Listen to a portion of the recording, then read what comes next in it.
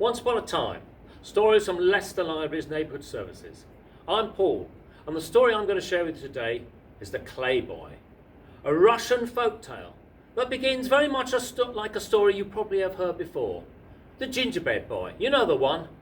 The gingerbread boy baked in the oven. And then he runs down the road, and everybody wants a piece of him. Everybody wants to eat him. And then he comes to the river. What should he do? A kindly fox gives him a ride across the river. But what happens? Snap! That's the end of the gingerbread boy. Well, the clay boy starts with an old man and an old woman.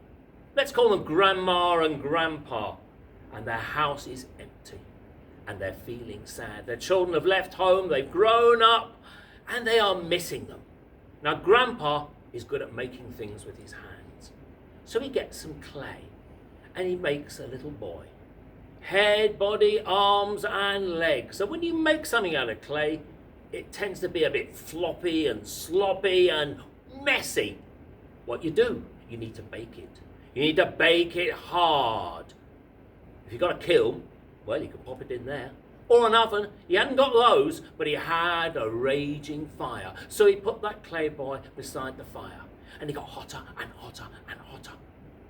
And then he stood up and came alive. And this is what he said. I'm here. I'm hungry. Not, hello, pleased to meet you. How do you do? I'm here. I'm hungry. Well, Grandma and Grandpa said we must feed him quick. So Grandma gave him some milk. He drank it all down. Grandpa gave him a slice of bread. He gobbled it down. And what did he say? I'm afraid it wasn't thank you very much. It was more. I want more. So they gave him more milk, more bread, and he ate the whole lot. All the milk was gone. All the bread was gone. Was the clay boy filled up? No. He wanted more. So he went into the kitchen. He sat down on the floor, going, more, more, more. He had all the food off the stove. He had all the food off the cupboard. And soon every scrap of food and drop of drink had disappeared down that great big mouth of the clay boy. And all the time he was getting bigger and bigger and bigger. He wanted more. He went out into the yard where they kept the animals. And now things get a little bit nasty. Because the first thing he did, he picked up the chicken, feathers and all, and swallowed it down his mouth. Then it was the turn of the goose. Then it was the cat. Then it was the dog. All the animals disappeared that mouth of the clay boy that was getting bigger and bigger and bigger. Was he full up? No, he wasn't. The next bit, I hardly want to go on, because he picked up Grandma and gobbled her down in one great big gulp. Was he full up? No. He then turned to Grandpa. Grandpa, who'd made it with his own hands. He picked him up and swallowed him down in one great big gulp. Goodbye, Grandma. Goodbye, Grandpa. They had gone. But the clay boy wasn't full. He wanted more. By this time he was taller than the tallest houses in the village. He stepped out onto the road and thump, thump, thump, he walked down the street, heading for the well. Now, a well is where you get water. When we want water, hot water, cold water, it's easy. Turn on the tap, no problem at all, for drinking or washing or anything. In those days, if you wanted water, you had to get a bucket from your house, walk to the well, fill it up, and backwards and forwards, hard work. And there were two old ladies collecting water from the well. The clay boy marched up, he grabbed the first one and gobbled her down. The other one looked and she's thinking, help, help, he's going to eat me. What should she do? The only thing she could do, run. But she was an old woman with a bad back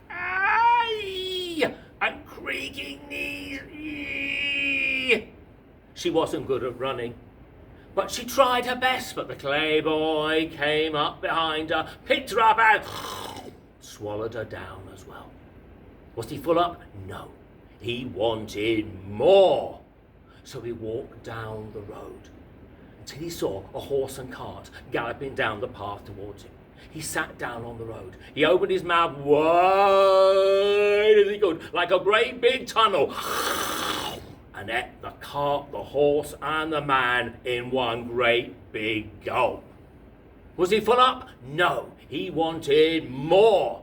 He went through the village, eating everything he could find. Every person, every animal, he ate and he ate and he ate. And he still wanted more. He'd eaten everything, except for a little white goat, nibbling some grass on a little hill just outside the village. Clayboy walked up and said, "I'm gonna eat you." And the little goat said, "Fine, no problem, you can eat me. And to make things easy, you haven't got to climb up the hill and eat me up. No. You wait at the bottom hill, close your eyes and open your mouth and I'll jump straight in." "Oh," said the Clayboy, "this is going to be fun." So he sat down the bottom of the hill. He closed his mouth, he opened his mouth. Ready. The little goat waited at the top of the hill. He might have been a little white goat, but he had long, sharp horns growing out of the side of his head. He put his head down, and then he started to run. Faster and faster. His little legs were going off the hill, and bang! Straight into the belly of the Clayboy. Ba, ba, ba, ba, ba, ba, ba, ba, ba. He smashed and broke him into 1,000 bits of pieces. Out came Grandma, Grandpa, the horse, the cart, the dogs. All the people that had disappeared into the Clayboy were suddenly thrown up in the air and down on the ground, with the broken bits of the Clayboy lying smashed and broken on the ground. Well, the goat was just standing there, just shaking his head. People picked themselves up. What's happened? Where have we been? What's been going on? And they could see the broken bits of the Clayboy, and they could see the goat just standing there, shaking his head. What to do? Well, first they had to put the village back together again, because this had been a big shock, a big scare. So they did. They packed up, they tidied up the village, and then they had a party. A celebration from the day that the Clayboy was stopped from eating and eating and eating. But they didn't forget about the goat. They painted his horns, those long, sharp horns, a bright golden colour to match his golden eyes. So they never forgot the day when the Clayboy came and tried to eat and eat and eat. That was the Clayboy. If you liked it, why don't you go and share it with someone else? Bye.